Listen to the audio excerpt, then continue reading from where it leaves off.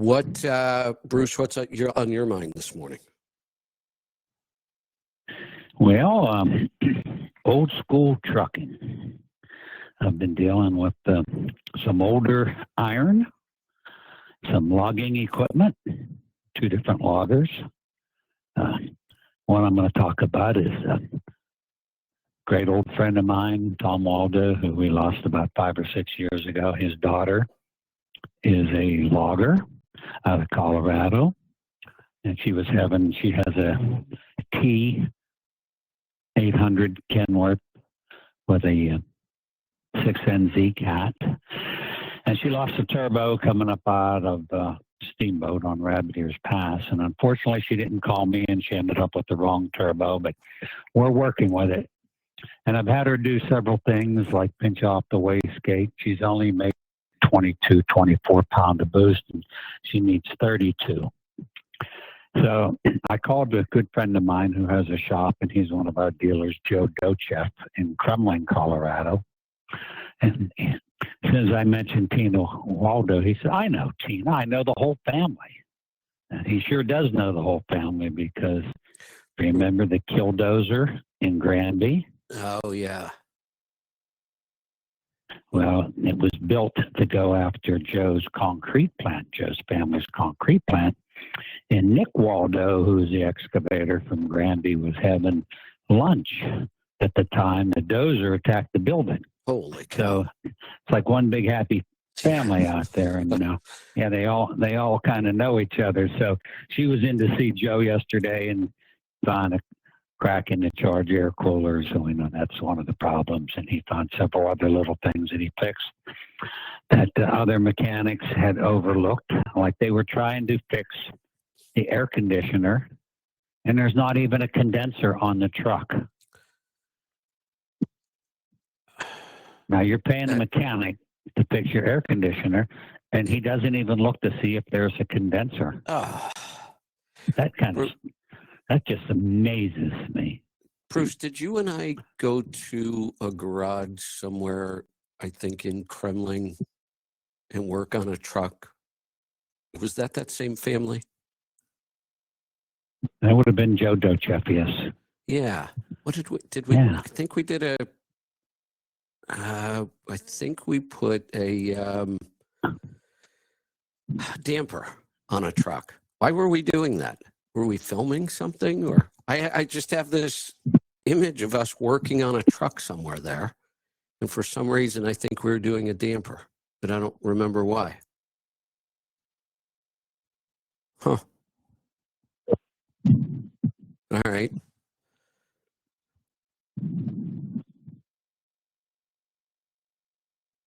Bruce? Am I still here? Did we lose me or did we lose Bruce? I'm here. Okay. Eric, you must be hearing me, right? Yeah, I can hear you loud and clear. And I think I can hear Bruce. I think I hear, but I don't think Bruce is hearing us. Bruce? Well, that's odd.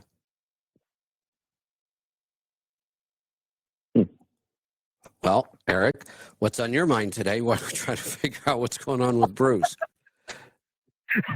Well, this is kind of fitting because I want to talk about some stuff we've done in the shop here recently. And the one thing I want to stress is never giving up. This was on a mechanical N14 we had in our shop. They came in for coolant, I believe it was coolant in the oil, and we found a cracked cylinder head.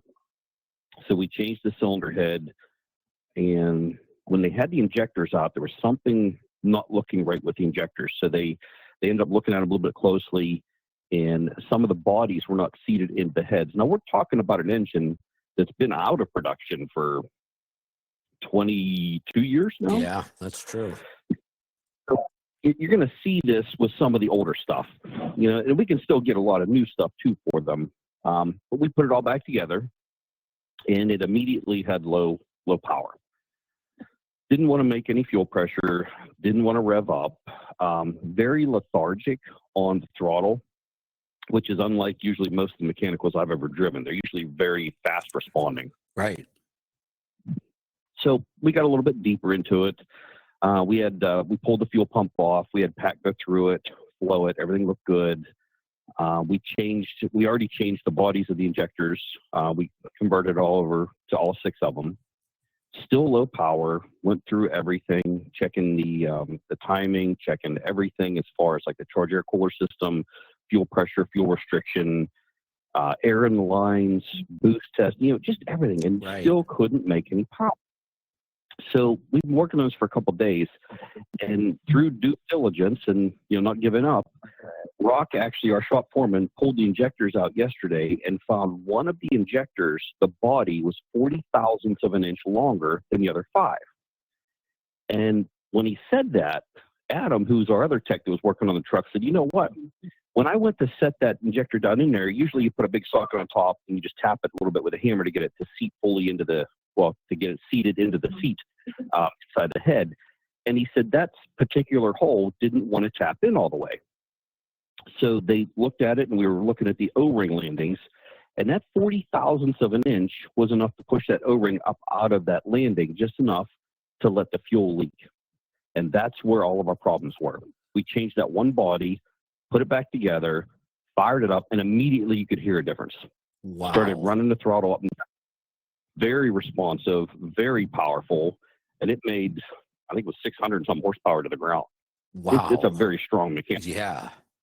Holy cow. Just through purpose and not giving up. That's the difference between technicians and, some of the, as some people call it, part changers out there. We have a good bunch of guys here that have a lot of knowledge together.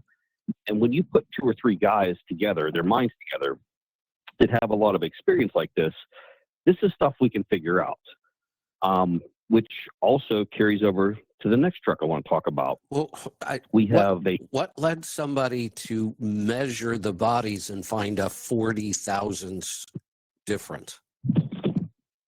Well, we had pulled the injectors out again to look Okay. at them because we thought, well, maybe we put an O-ring or something on the install. Yeah. Something wasn't.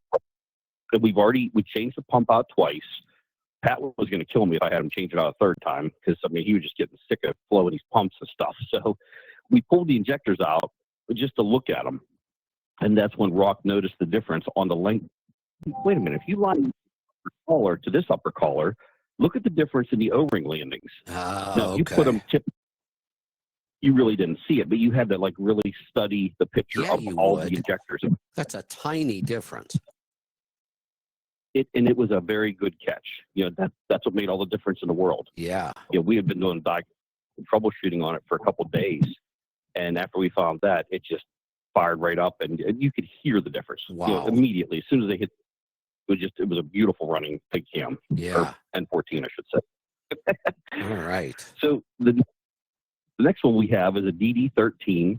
It's a 2014 model. It's a local excavating company over here.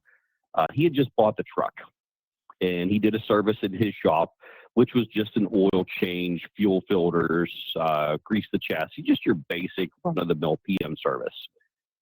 When we got it here, he came in for an ECM tune, and JR immediately alerted me that something's not right with this truck. And I said, "What do you mean?" He goes, "The sound of it." It's okay. So I went out back, and usually the DD platforms are pretty commonly quiet. They're not, clattery or chatty or anything. This thing was just definitely out of its realm. It sounded really bad. So he thought maybe there was a glitch in the tune. Sometimes you can get bad versions of a software update. Right. And they found some viruses before, that way. So he went through and cleaned up the program. We put our tune in it, and it ran decent, but not as good as we thought it should. And the sound just got more pronounced. So the first thing my guys did was pull the fuel filters out, and that's when they found the metal pieces in there. And that's usually a sign of the fuel pumps going out on the DD platforms. Okay.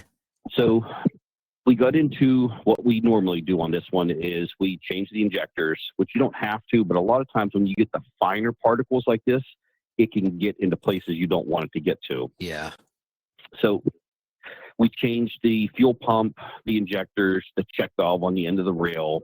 And then we had everything for the 3 filter setup because the DD15s and the DD13s had a 2 fuel filter or a 3 filter fuel filter setup. Okay. We got down to the fuel on a 3-filter setup, and we put the order in. It went through, it was accepted, and then it never showed up. We called our part supplier, and he said, "Oh, it's been discontinued." Okay, so now what? Well, you have to change over to the 2-filter setup. Now, that's aggravating. You know, Yeah, it as is. a shop and as a person, you know, as a shop guy telling the customer, "Here's what your bill's going to be." Now, all of a sudden, it just went up another $1,500 to $2,000 Ouch. because they don't make. And I can feel it on the other end of the counter too. So I Right. just want people to know that we're not callous to this. This does not sit well with me. But we did everything in our due diligence to try to make sure that everything was available, and it's just something that they just shut off in between the time we put the order in until the time the order was supposed to be fulfilled. Detroit apparently said, "Nope, no more." So Well, it was. ultimately, it wouldn't have mattered anyway. They discontinued it. You could have done all the work you wanted. It doesn't change anything. And luckily, this customer has been very, very, you know, happy with everything we've done so far. And he said, "Look, I get it. I run excavators. I run earth moving equipment. You wouldn't believe how many times this stuff happens in that industry. Oh, You I'll know, bet, trucking because is they maybe keep equipment so long. exactly. That's exactly what he said. Yeah. So, converted it over to the 2-filter system. And on the DD platforms, you have to prime that fuel system incredibly long at an incredibly high rate of pressure, like 95 psi for like 4 or 5 minutes to get all the air Wow. bled out. So in this fuel delivery system, there are intricate passages that must collect air. Now, I've seen guys online pump the hand primer pump a bunch of times. Like, you know, you'll pump it up a couple times till you feel resistance, and you pump it another 25 to 50 pumps. We hit that thing probably, if we didn't hit it 500 pumps, it didn't get hit once. Oh, no way. Oh, Too. So I went into Detroit DTNA, and I was looking around at some of their stuff, and they make this fuel priming tool, and it's a little like a cart, like a dolly, and it has a Davco fuel filter on it, a gear pump, and electric motor. It's pretty simple. You put the suction line in the tank, you hook up the feed line into the CompuCheck valve on the bottom of the fuel filter, and let it run at 95 psi for about 4 or 5 minutes. okay. And it basically sets them out. So I scrolled down to buy it. It's $5,000. I was going to say, it can't be cheap, but I wasn't expecting that much. Holy cow.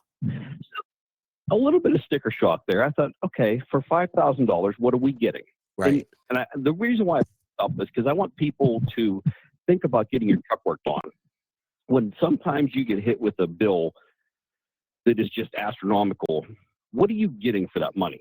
Well, you're getting the expertise, the knowledge, the parts fixed, but you're also getting a reliable source in the future to fall back on in case Right. you need it. You want to pick up that, you know, you can trust, and that's the whole thing here. So now my version of this tool is a little bit different because I looked at it and thought, I can build this. That's what I was my thinking. mentality. Yeah. Yeah.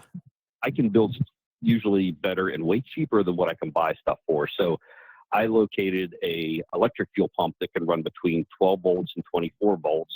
We can variable the voltage, and that actually regulates the gallons per hour and the PSI Okay. on this particular pump.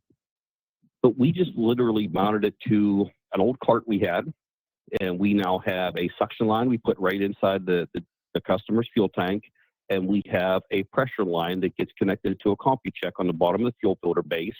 And then we have alligator clips. We clip it right on to the customer's batteries right there, or a battery charger.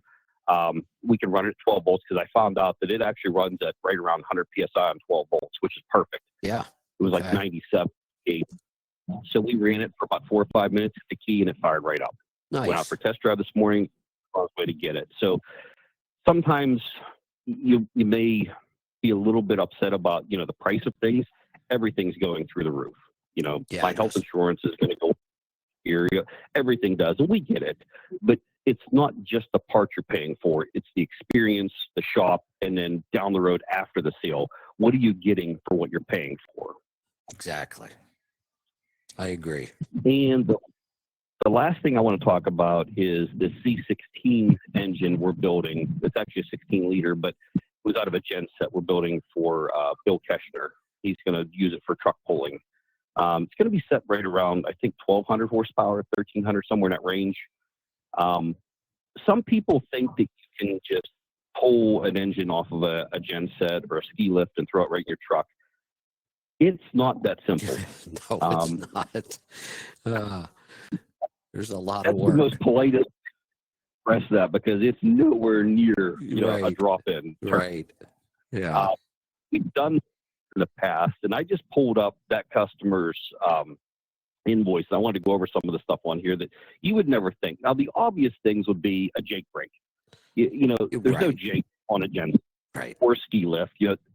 Kind of cool though on a ski lift if you're coming down the hill, and but that would here. But on this one, all the electronics are non-compatible to what we want to do. So we have to change ECM, the barometric pressure sensor, the boost sensor, the oil pressure sensor, the wiring harness. The valve covers didn't have a breather tube on this particular engine, so we have to change that. But then also some mechanical parts, thermostat housing, fuel filter housing, the cam gear, because it's a different signal now to a different sensor. And one of the biggest things is the flywheel housing. They don't accept a truck chassis configuration. These are set up for a stationary mount. So the flywheel housings, you talk about sticker shock. Those things, if you buy them new, they're like $6,000 to $8,000 for a new one. Now, I bet that's not cheap. But we were able to allocate some stuff, some good used parts from some of our buddies we work with diligently, and we saved this customer thousands of dollars. And of course, like water pump and fuel pump, you don't want to pull something that's been sitting in storage for a long time without changing those. So it's, I think, at the bare minimum to put one of these into a truck chassis, you're probably looking anywhere between $12,000 and $20,000 worth of extra parts, depending on how you source it and how in depth you want it. Wow. Anytime you're that big, though, you may want to look at other things. Like, well, what about this mount or that bracket or this? Because you're not down inside the bottom of the chassis that often whenever you pull the engine out. So if you're thinking about building something like this, just set aside a little bit of a slush fund. Do it maybe like 5%. Do it once, do it right. Interesting. Yeah. But that's what I have for today. All right. Bruce, do we have you back? Yes, I'm on my cell phone. There you are. All right. Pick up where you left off. So we were talking about, I think we were at the Waldo and Daughter Trucking in Fraser. Yes. Putting a damper on a 4 1/4 B cat. His daughter was standing over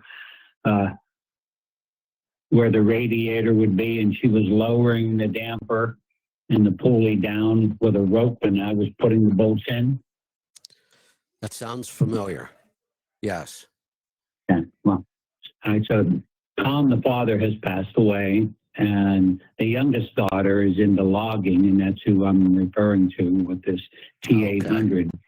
And she's up she loads north of Steamboat. And to get out of where she loads, it's a 28% grade in the dirt. Oh. 28%. That's serious. She has 430 gears, double over 18.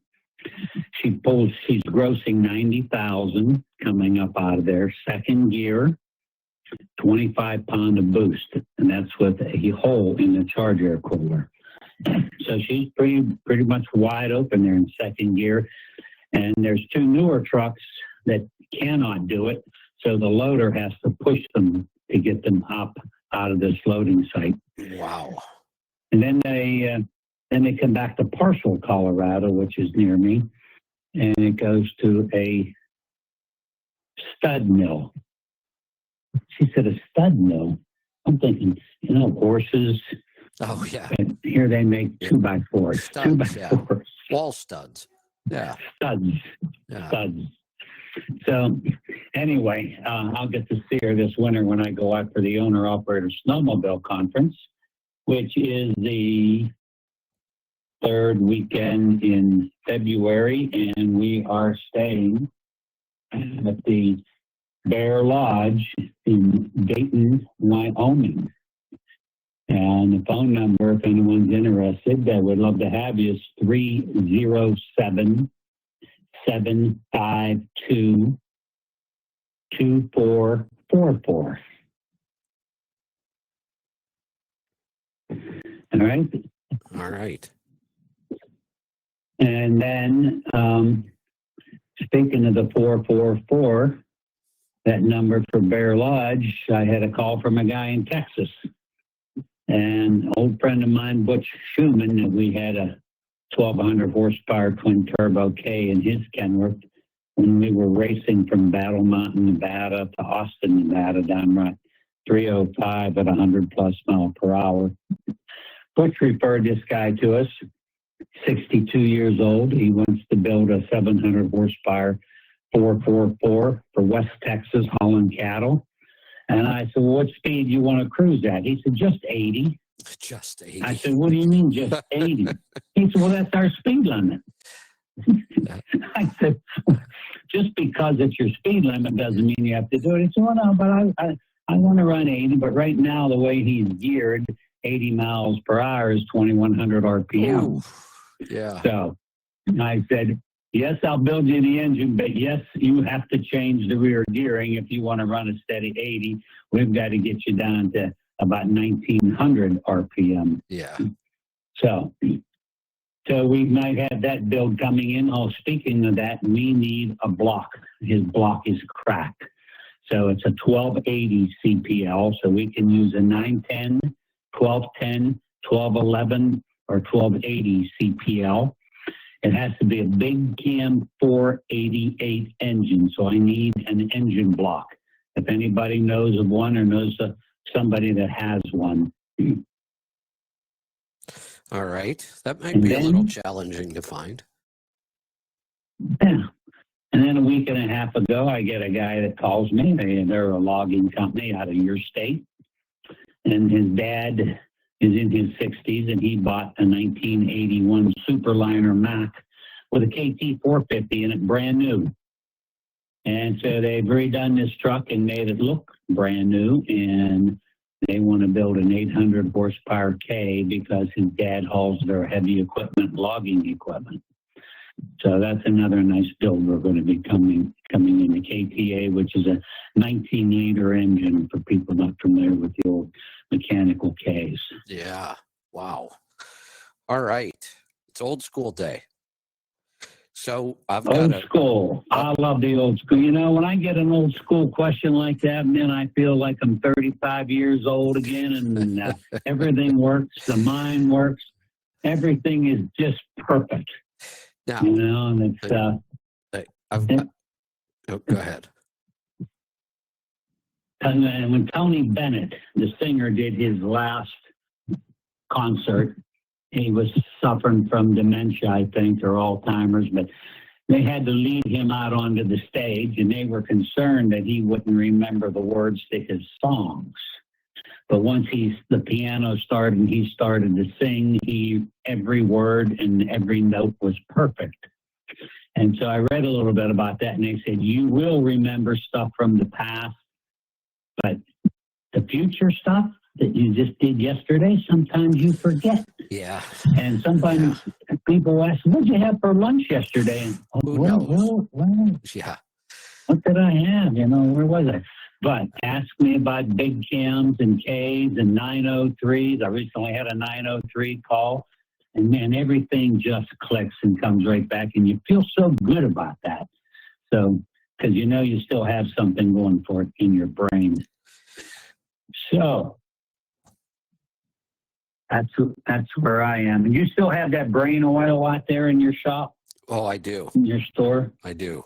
Yes. All right. Mind fuel. And I've got to call Angie when the show's over and get some more supplements in from you. Yes. We also have a really new interesting test. And I got to tell you, Kevin. Go ahead. I don't leave the house without one of your beef sticks. Because, you know, when you're driving along and you see all these fast food places and all of a sudden you get hungry. Yeah. But if you reach in your pocket and you pull out that beef stick and you eat it, it keeps you out of the fast food places, Yes, and you it know does. you're doing some good for yourself. That's a And good point. about 2 weeks ago, my stomach wasn't feeling good, and it was about 3 o'clock in the morning, and I thought, I'm going to try a Kevin Rutherford beef stick. And I ate that beef stick, and it put me back to sleep. There you So, go. there's a lot of good reasons to keep those beef sticks around. Yes, I agree. My backpack's always got some. There's some stashed in the car. They come in handy. I can make it all day on those. You know, when I'm working a beef stick here, there, I feel great all day. Back I to the agree. old school trucking. I had an interesting topic this morning. I get the old school stuff, but Bruce, you've been pretty forward thinking in a lot of ways. You started using bypass filtration early and oil sampling. I read a survey this morning that absolutely shocked me. It was done by Overdrive, so I kind of trust that it's fairly accurate. They surveyed owner-operators about how often they change their oil. I was shocked by this number. 54% of the people they surveyed said 15,000 miles or less. 54% still changing oil at 15,000 miles or less. What an incredible waste of money. Let me ask you something. You guys see a lot of trucks you have for years and years and years. How many trucks do you see that you can look at and say they should have changed oil more often? What failures are you seeing that would indicate that we're not changing oil often enough? No, it's been a long time, Kevin. Long time. Right. Back in the 80s, we could tell. Yes, But today, absolutely. when you pull a valve cover off, and most of our clients are running the OPS, and if they're doing a 50 to 100,000 mile change, but you know, if the OEM's calling for 50 and they're extending that because of the OPS, the engines are pretty clean inside. Yeah, they are. And we don't But see... Eric? Go ahead. Eric, have you seen very dirty ones inside? You're seeing more than I am lately. Very few and far between. We've seen a lot of cleaned up engines from a couple things. Number one, the advancements from the filters. You know, the filter manufacturers have really stepped up their game. The next thing is the newer engines are cleaner. The oil manufacturers, you know, oil today is not the same oil we had even 10 years ago, No. you know, let alone 20 or 30. Far more advanced. Much. And even the mileage. You know, we've had a couple customers send us pictures and photos, you know, hey, I wasn't sure if this stuff was working, but I went ahead and bought it because I trust you guys. I trust Kevin. I listen to the show every week, but you never see the results. And then, you know, the customer had a head gasket go bad and they pulled the head off. And the internal side of that engine was absolutely phenomenally clean. We actually put it on our website. If you get on pittsburghpower.com, there's pictures of that engine. You can still see factory cross-hatching on the liners. And I want to say that engine had around 500,000 or 600,000 miles on it. I'm not surprised. Should have been way more dirty and way more wore out, I would expect, that many miles based, you know, in the past. But that's where the max mileage really does shine. And it's hard to sell that to somebody in a gallon jug. You know, you look at the jug and it's just a jug. You know, what am I going to get for my money? Well, this is what you're going to get. Well, can you prove it? Well, you know, how invasive do you want to get? Right. So that customer's testimony was just, it was worth gold. You know, it was just a beautifully clean engine inside. And even on the top ends, you know, some of our really good customers that, you know, we know that run it religiously just come in once a year for an overhead. Yeah. Paul Carmine's, you know, when you pull the valve cover off his ISX, it's beautiful inside. Yeah. And we know what it's from. Yeah, I was just shocked by that number. Over half changing before 15,000 miles. In my opinion, I started extending drains in the mid-90s. 15,000 miles, oil isn't even broken in today.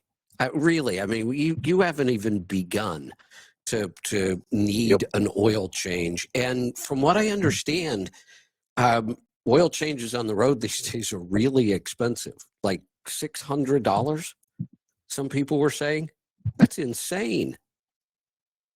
I've heard upwards of closer to $1,000, Wow. $800, $850.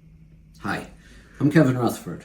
If you like this video, hit like and subscribe or leave a comment below.